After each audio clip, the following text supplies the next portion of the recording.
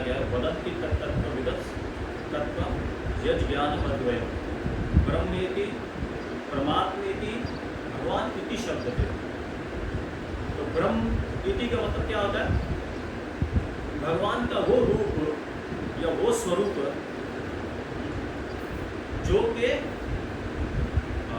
भगवान का जो शरीर से निकला हुआ जो तेज है, जिसको ऑफल्जेंस बोलते हैं, शेप भगवान तेज,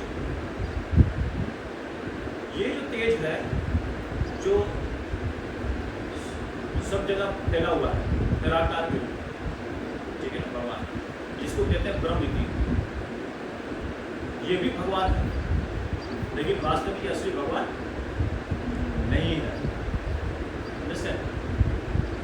ये असली पूर्ण पुरुषोत्तम भगवान नहीं है, ये भगवान का एक फीचर है। ऐसे भगवान के असंख्य अवतार होते हैं, रूप प्रकट होते हैं अलग अलग, ठीक है ना। तो ऐसे अलग अलग भगवान के फीचर्स प्रकट होते हैं जिसके बारे में हम लोग कभी भी समझ नहीं पाएंगे या काउंटिंग हम लोग नहीं कर सकते। तो अगले 8वें श्लोक में आएगा, बताया गया, ठीक है ना।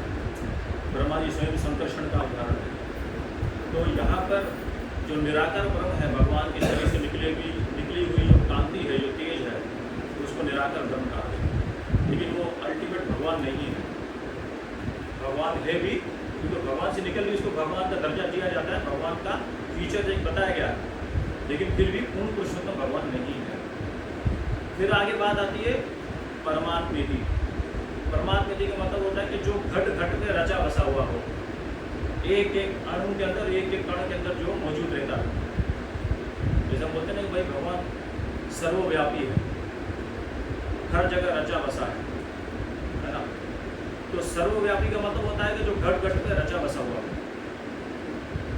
यानी जड़ पदार्थ हो, मटेरियल एलिमेंट जिसको कहते हैं तत्व, या फिर आध्यात्मिक तत्व, सब जगह पे भगवान का एग्जिस्टेंस हो, है ना।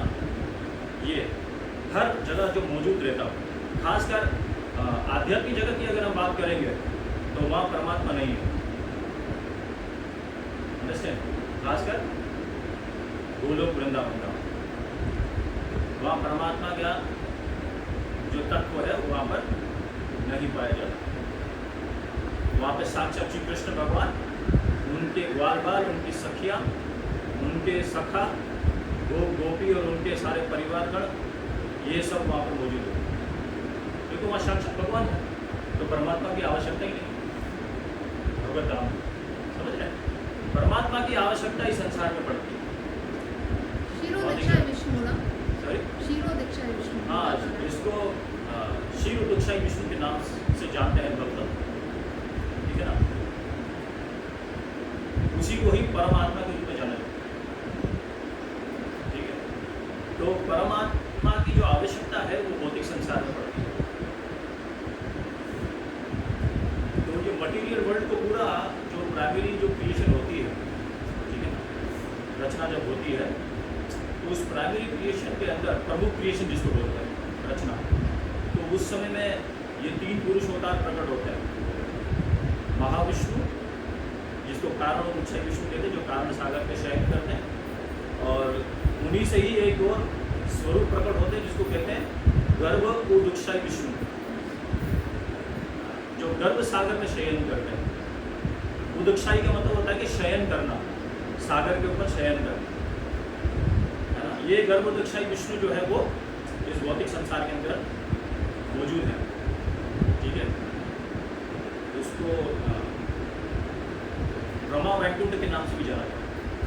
ब्रह्मा वैकुंठ, ये संसार, भौतिक संसार के अंदर भी वैकुंठ है, ब्रह्मा वैकुंठ के नाम से जाना जाता है, जहाँ पर गर्भोदक्षाई विष्णु है। उसी गर्भोदक्षाई विष्णु की नाभि से ब्रह्मा जी का जन्म हुआ, साक्षात ब्रह्मा जी प्रकट, ठीक है।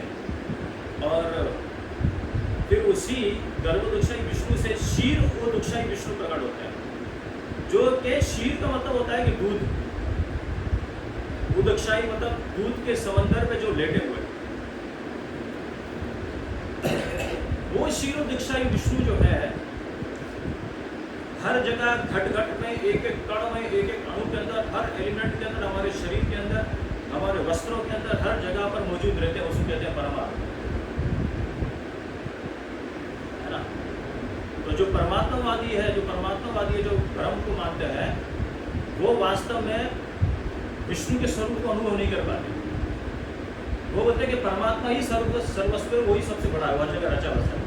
लेकिन परमात्मा जो प्रकट हुआ है वो शेरुनिश्चय विष्णु से प्रकट हुआ है। ये परमात्मावादी नहीं जान पाते। आप समझ रहे हैं? भगवान का ही फीचर है विस्तार, इसको कहा है ना। तो पहला फीचर कौन सा है? परमात्मेति, ब्रह्मेति, है ना। पहला फीचर है ब्रह्मेति। ब्रह्मेति मतलब निराकार ब्रह्म, भगवान के शरीर से निकलने वाली कांति। दूसरा जो है परमात्मेति, है ना, जो घट घट में हर जगह निवास करते हैं, परमात्मा। और तीसरा है भगवान इति शब्दते, यानी भगवान इति शब्द का मतलब होता है कि साक्षात परम भगवान श्री कृष्ण। तो जो भगवान को जान जाता है, कृष्ण को अगर कोई समझ लेता